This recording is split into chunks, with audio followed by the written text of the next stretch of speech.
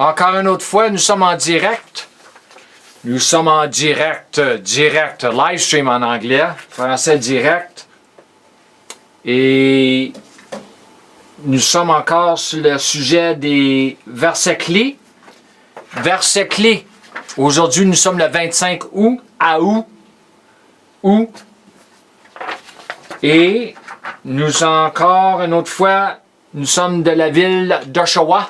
Je vais prendre une petite gorgée d'eau parce que je viens juste de finir l'enseignement en anglais. Et la région de Durham,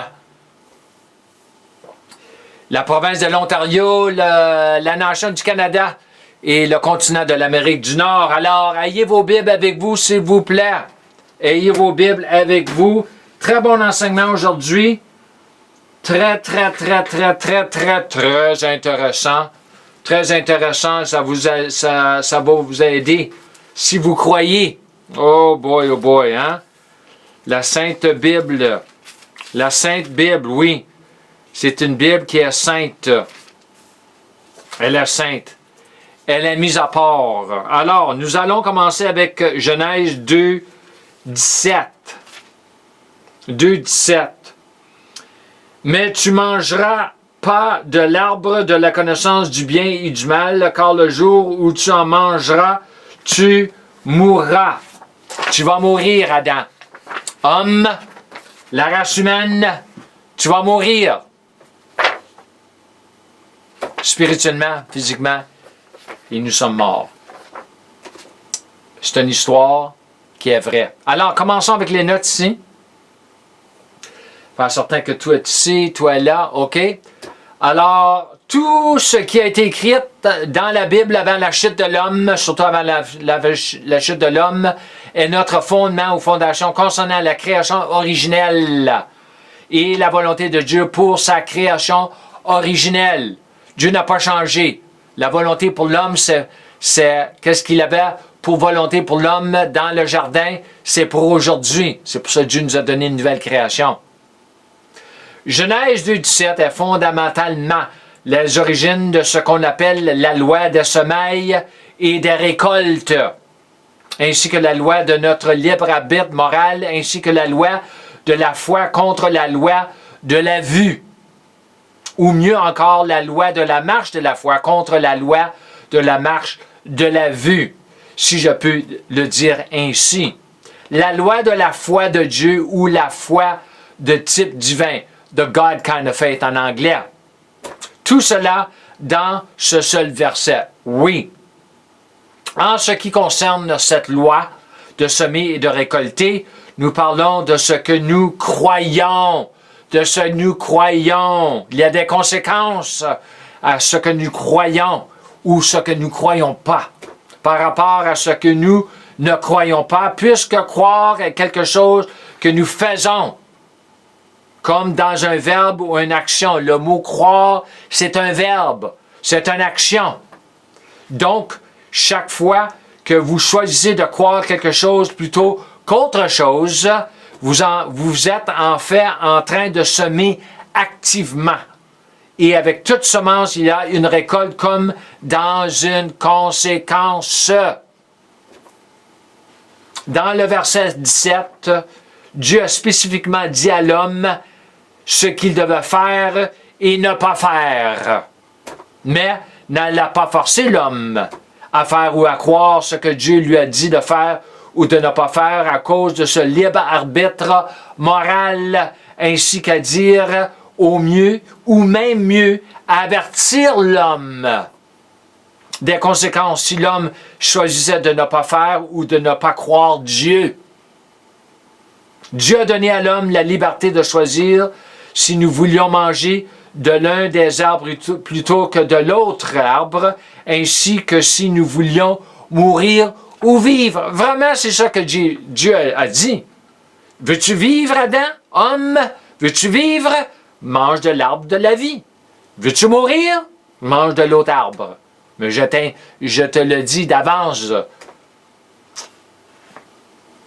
Manger de l'arbre de vie pour vivre ou pour manger de l'arbre ou manger de l'arbre de la mort ou de l'arbre de connaissance du bien et du mal et mourir spirituellement, puis éventuellement physiquement.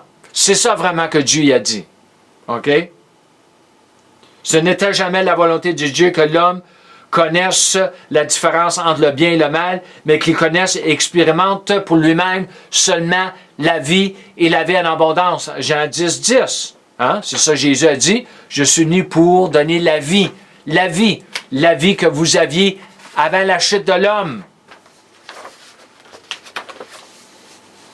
Dieu n'a pas placé l'arbre de la connaissance du bien et du mal dans le jardin à côté de l'arbre de vie pour tenter l'homme. Non, non, non, mais pour donner à l'homme la liberté de choisir ou la liberté de faire un choix, afin que l'homme puisse exercer sa liberté donnée par Dieu pour le faire, sans que Dieu n'interfère dans sa décision, même si l'homme choisissait de faire le mal, ce qui était le cas, même si Dieu savait à l'avance, dans l'éternité passée, exactement ce que l'homme choisirait. Ainsi que Dieu disant à l'homme à l'avance que de quel arbre manger et de quel arbre ne pas manger. Dieu n'a pas tenté l'homme, comme beaucoup le disent, à cause de Jacques 1,13. C'est marqué très, très clairement que Dieu n'est pas tenté par le méchant et il ne tente aucune personne avec le méchant.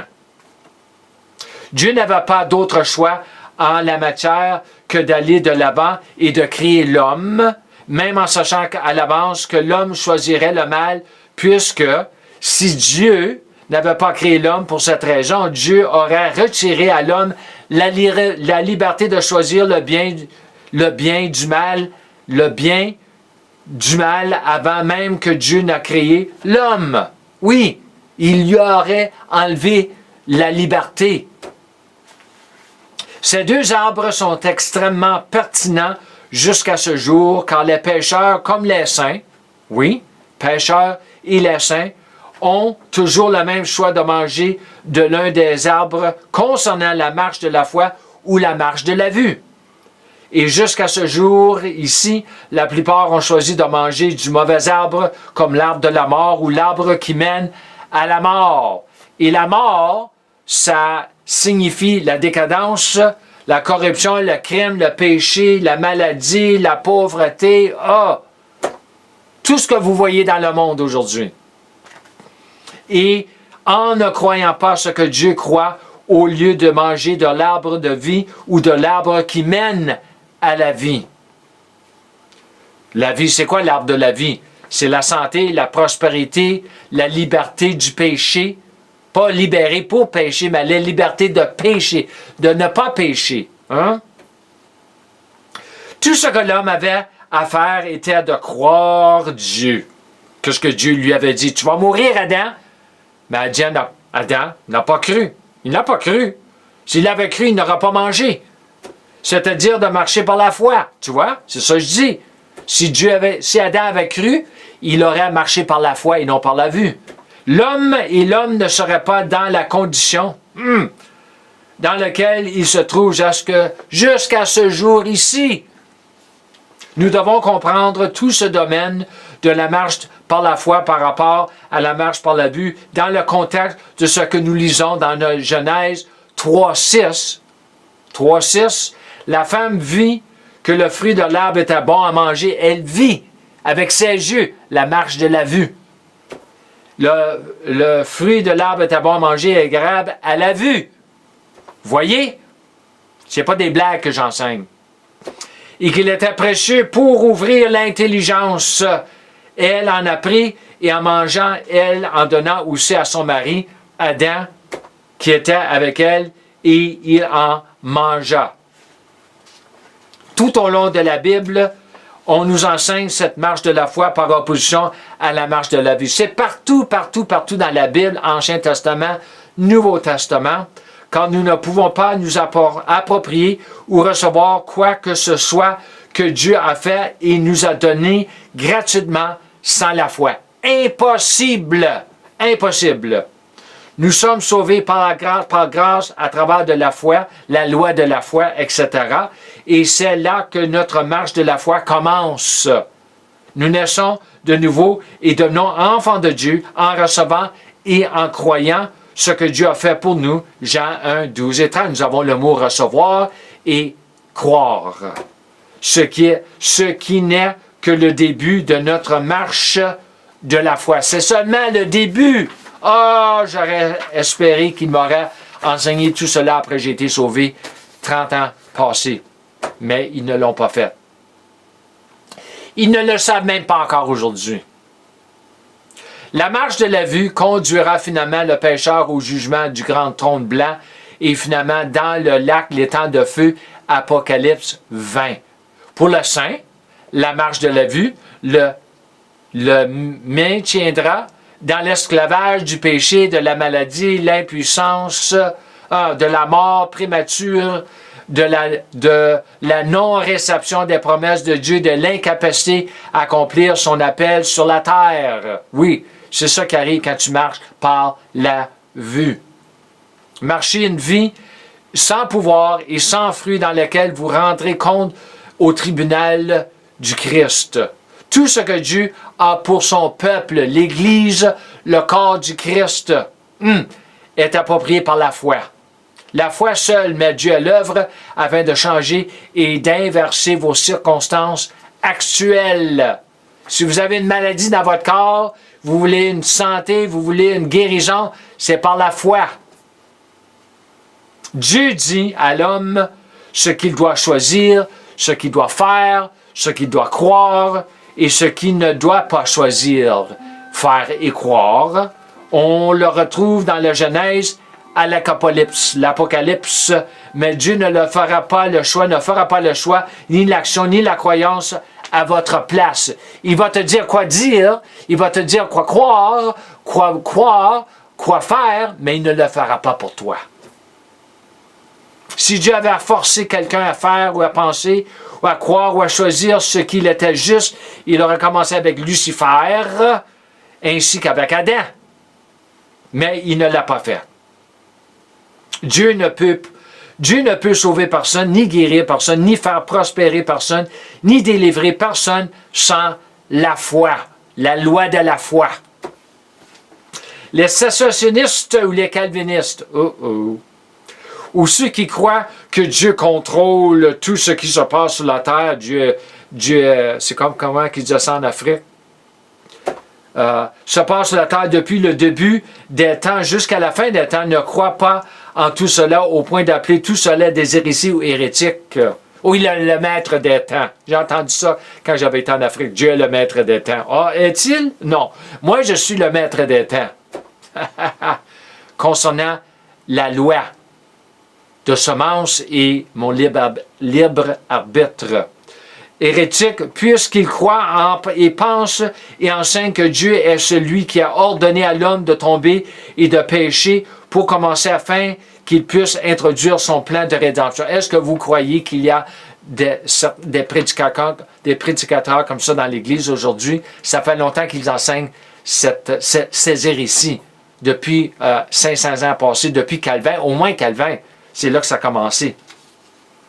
Au moment où Dieu a donné à l'humanité déchue un dernier nouvel Adam, par la naissance de Jésus, l'incarnation, il a rendu disponible l'arbre de vie pour en manger librement, donnant à l'homme déchu une seconde et une dernière chance de croire à ce qui est bien et non en ce qui est mal. Au moment là où la nouvelle naissance a été rendue disponible à l'homme déchu, le jardin a également été rendu disponible une fois de plus via Tite 3.5 avec le mot régénération, mais c'est le mot palin Genesia. Le Genesia, nous avons le mot Genèse, palin ça veut dire retourner. Nous avons accès au jardin d'Éden et pouvons manger de l'arbre de vie au moment où nous sommes nés de Dieu, puisque le jardin a été créé et donné au Fils de Dieu. Luc 3.38, Adam, Fils de Dieu. Mais le moment qu'Adam a mangé de l'arbre, il est mort spirituellement, il s'est fait jeter du jardin, parce qu'il n'était plus un fils de Dieu. Il a perdu l'image. Genèse 5.3. Comme Lucifer, il n'était pas fils, mais il a été jeté du ciel. Hein? Et Adam du jardin.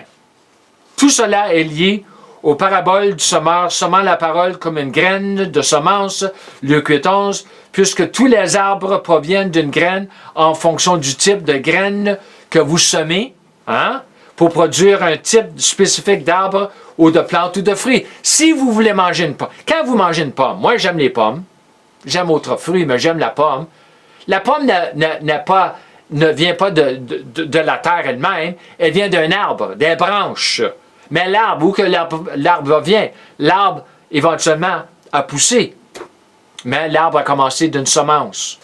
OK? Comme une plante. Les fleurs, ça commence avec une semence. OK?